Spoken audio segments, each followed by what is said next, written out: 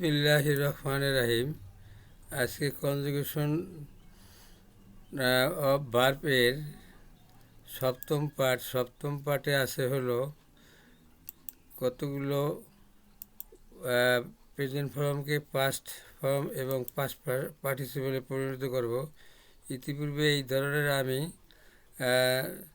বিশেষ করে এই ভার্বের রূপগুলো পরিবর্তন আরও 3টি করেছি সম্পূর্ণ। এবারে মানে এই ভার্বের পরিবর্তন চতুর্থ আর কনজুগেশন ভার্বের পার্টের সিরিয়াল হলো সপ্তম।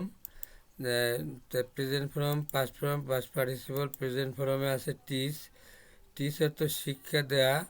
টিচের পাস্ট টেন্স টট, TOUGHT, টট। টট অর্থ শিক্ষা দিল। আর পাস্ট পার্টিসিপলও এই টটই শুধুভাবে শিক্ষা দিয়েছে। এরপরের ওয়ার্ডটি হলো ক্যাচ, CATCH। ক্যাচ অর্থ ধরা, মানে কাউকে ধরে ফেলা, এরকম ধরা। আর এই ক্যাচের পাস্ট টেন্স হলো কট, CAUGHT, কট।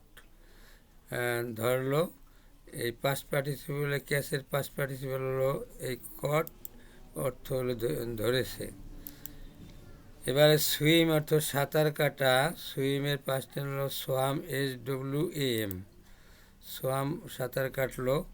আর এই সুইমের পাস্ট পার্টিসিপল হলো SWUM, শেষেরটা UM। আর পাস্ট ফর্মের বেলায় এই আই পরিবর্তন হয়ে। এবারে রাইস।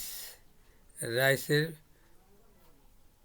পাস্ট ফর্ম হলো রোজ, ROS, রোজ, উঠলো।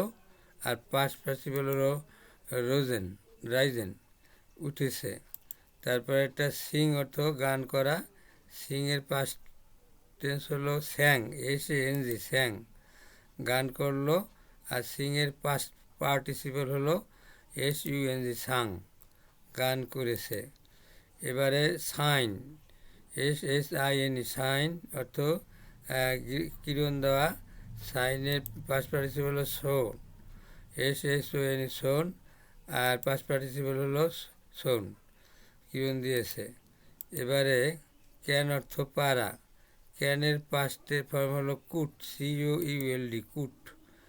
আর এই ক্যানের পাস্ট পার্টিসিপল হলো কুট, COULD, কুট, পেরেছে। এবার ডিক অর্থ খনন করা, গর্ত করা, খনন করা। ডিকের পাস্ট টেন্স হলো DUG, ডাক। পাস্ট পার্টিসিপল হলো ডাক, খনন করেছে।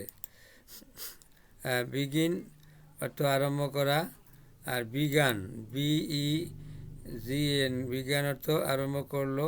পাস্ট পার্টিসিপল হলো BEGUN, বিজ্ঞান অর্থ আরম্ভ করিয়াছে। ধন্যবাদ। যে যেখানে থেকো ভালো থেকো। খুদা হাফেজ।